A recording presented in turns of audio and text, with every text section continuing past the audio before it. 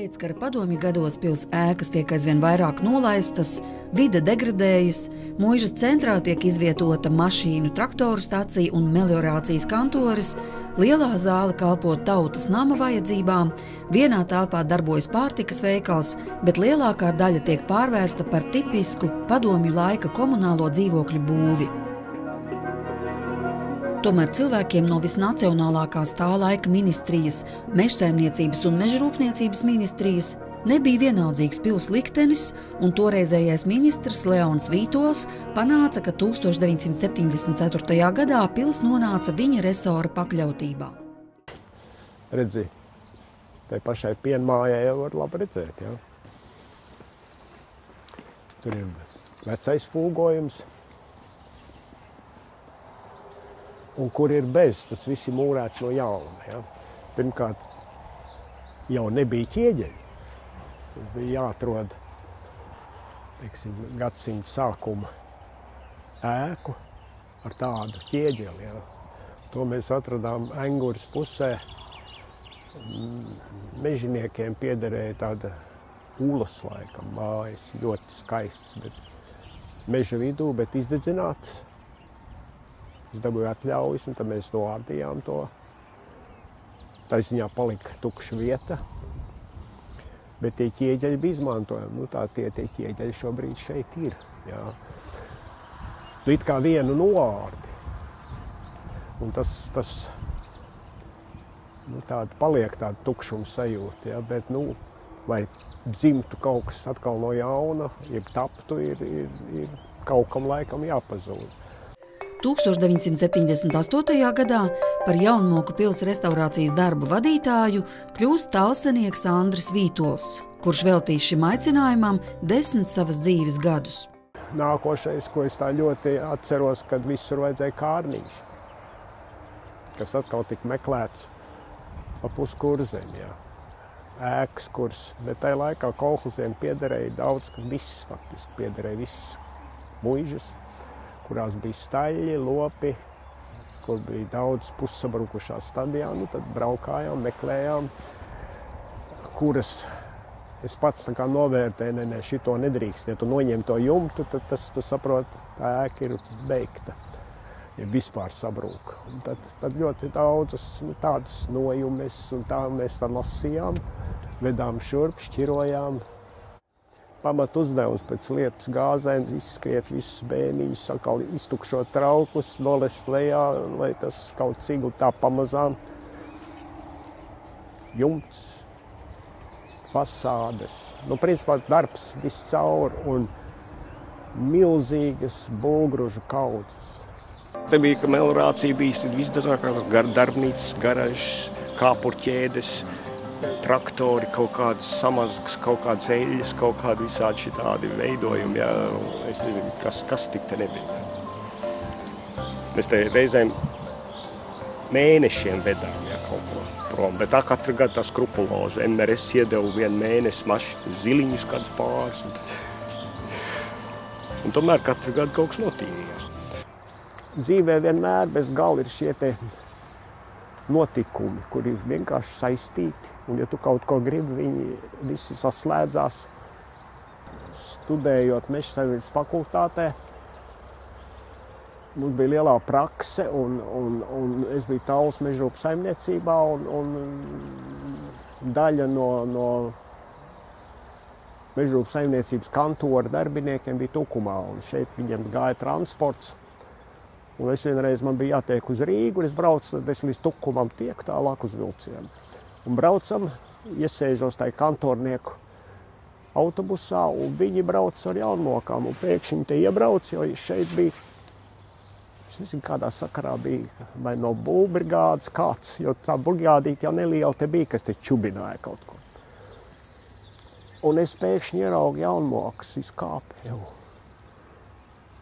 tas tā kā pasakā tādā. Tas vienalga, ka tie ir bulgruži un ka tie ir haoss, bet man pēc tam tā ir tā kā mīlestība pirmā. Jā. Pēkšņi viņi ir, un tu tur neko nevar darīt. Protams, ir kaut kāda tāda piederības sajūta, varētu tā teikt. Baigi labi. kaut kas ir arī, un tie varbūt, principā varētu teikt arī, kā katram cilvēkam droši vien ir, kad ir tie radošās aktivitātes un izpausmes gadi, ka tu esi pēc augstskolas, pēc faktiski 2 skolām, tu esi spēka gados, tu vari visu, un tu dari visu, ko. Tas ir tas, nu tad es acīm redzot to enerģiju šeit kaut kur izliku, ja, un labi, ka tas tā notika. Redz, ko viens kādiņš tomēr ir nodrupis vēl vecais. Vidū stāv.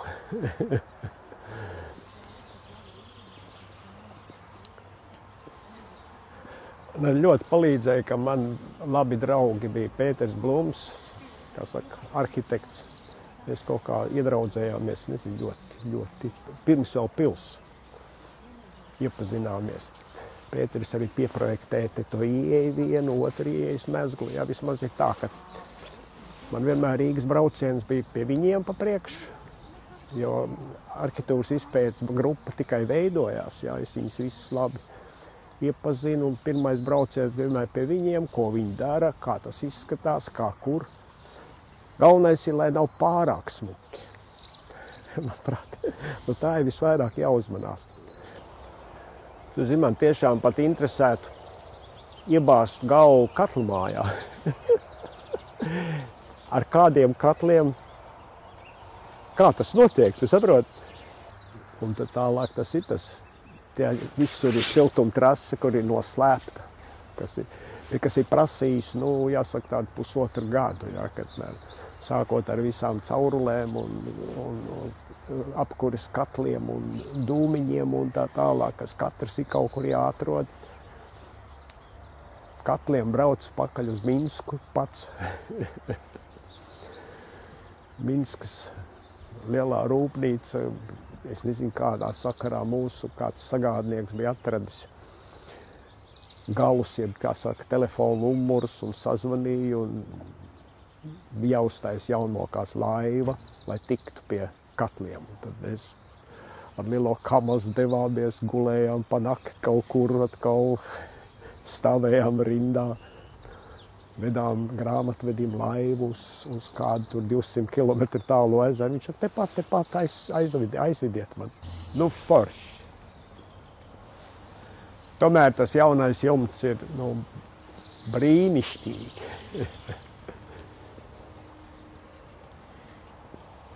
Principā jumta izbūves, tā bija tāda lieta, kas šeit viņas bija, otrā pusē viņas bija ugunsgrēkā vai kā bija, acīm redzot, cietušas, jā, kaut kādā brīdī, un jumta izbūve vispār nebija. Un nav arī nevienas bildes, nekas. Es vienīgi redzu pēc dzegas, ka tur pēc dzegas tā apveida, mēs liekam jumtu, ka tur ir kaut kas bijis, jā. Un tad samēri saskaita ķieģeļus tā tālāk, jo galā ir viena izbūve palikusi. Un otrā galā, izejot no tā, sākam rēķināt, kā tā izbūves varētu būt. Un tas labākais, ka mēs viņus uzbūvējam, uzmūrējam, sataisam un atrodās fotogrāfijas, un viņas ir. Tiešām tāda bauda, kad pilnīgi nezinot, pilnīgi taustoties pašiem, rēķinot, ir kaut kas izdarīts pareizi. Jā. Ēkas augšējos stāvos, pils augšējos stāvos, faktiski dzīvoja, nu kādi, es nezinu, diezgan daudz, diezgan 4-5 nosacīti ģimenes tās nebija, dzīves pabērni, kuri vienkārši dzīvoja. Jā. Un šeit lejā dzīvoja Malvīne, un viņi katru rītu sagaidīt būvnieks, te viņi pļāpāja un vispār diezgan jau tā traki, jā. Dzimtļaužu aktrises tajā mājā dzīvoja viens bijušais izstribīķeļs, vai kas nu viņš bija bijis, jā, ar ordeņiem un medāļām Ilja katru dienu devās uz Tukumu, un es nesaprotu, viņam portfels līdz, un vēlāk secina, bet man tie ugunsdrošie ķieģeļi, ko es ar tādām mokām esmu dabūjis, man tā kaudzes ploka. Izrādās, viņam ir katru dienu 2 ķieģeļi līdz uz Tukumu, un Viņš viņu pārdod un viņam viņķēlis atkal ir. Mums jau bija neliela galdniecība jau sabūvēta, jo sapratām, ka mums vienkārši ir jābūvē uz vietas logi, durvis, jo samērīt ir ļoti grūti un ar liektajām detaļām ir sevišķi grūti kādam pasūtīt, un tas tomēr jādara šeit. Un mēs izdomājam paši žāvēsim šeit, lejā pils pagrabā uztaisam kalti. Bet paldies, tas bija labi, ka mēs bijām iebūvējuši velvēs, ja, un tas viss ir ķieģelī, viss ir cieši un stingri, tur tāda kafejnīca stāv.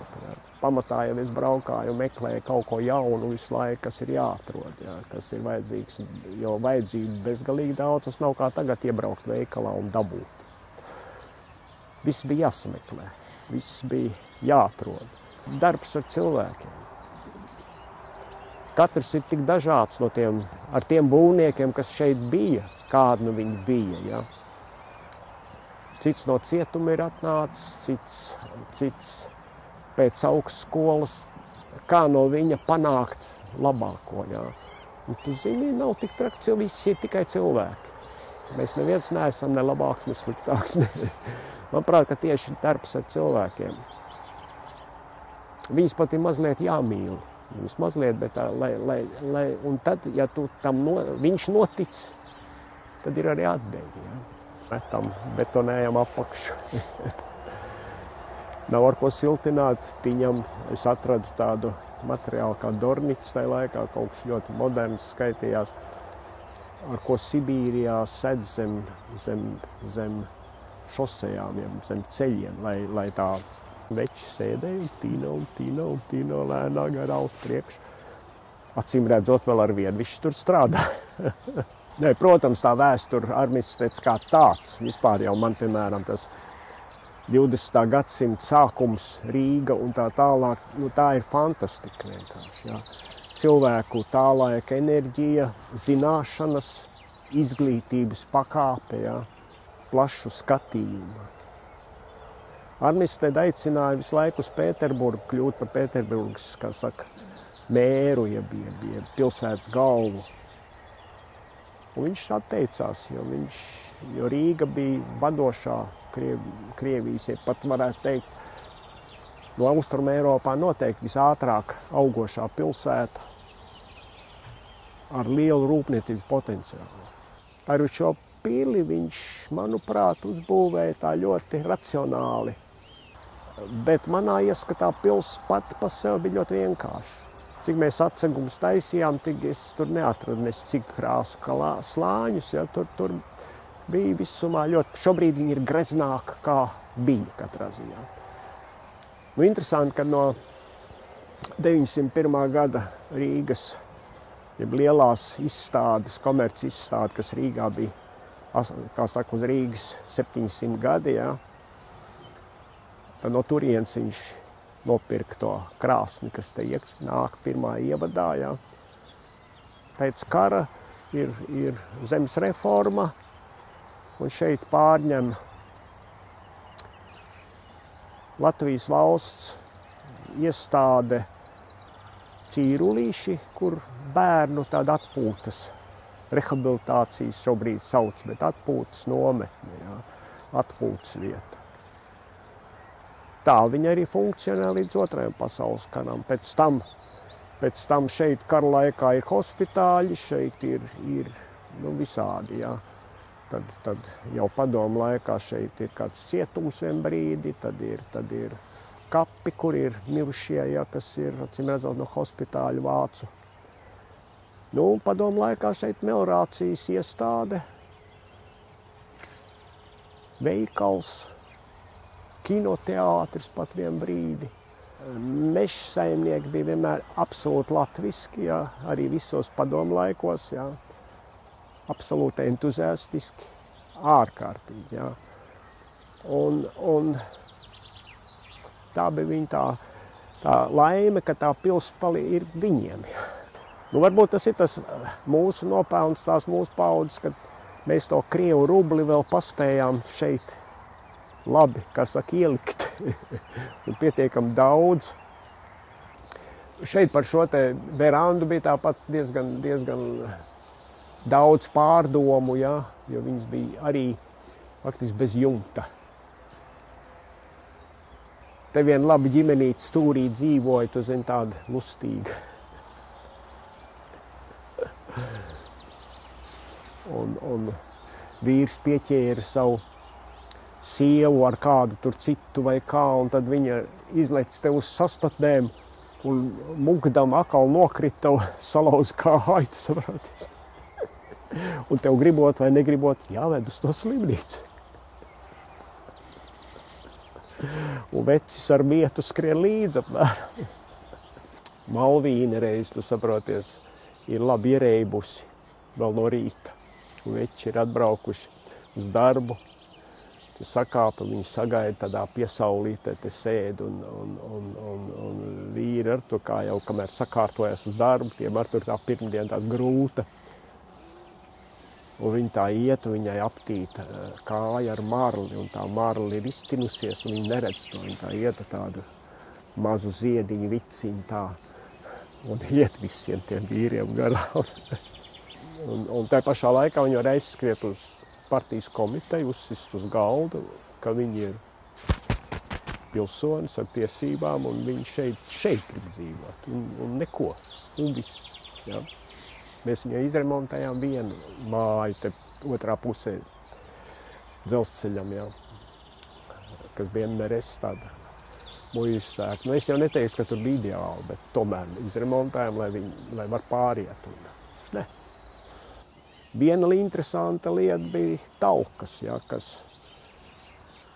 kur principā talkas tika izziņots, un bija gadi, kad man katru nedēļu sestdienā bija te jābūt pat svētdienās, kad talkotāji brauca līdz Tukums 2, nāca ar kājām, citreiz es atkal sūtīju kaut kādu transportu, mēģināju piemeklēt.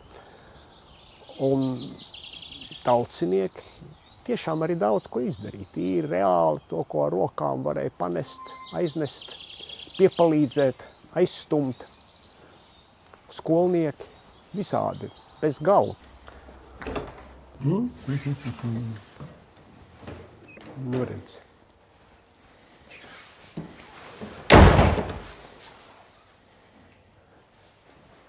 Visam mēs dabūjām viņu iežogot, principā visu laiku. Viens cilvēks augsts celtniecībā nenotikt. Otrs bija gribētāji jau. Bija gribētāji. Nu, šitas ir tas varbūt vērtīgākā tā lieta, kas mums ir. Un šeit, piemēram, cauri, drīz izkrita viens no būvniekiem. Ejam, abi divi. Es esmu vieglāks, ir paviegls. Which is mans boh. Kā es te cauri.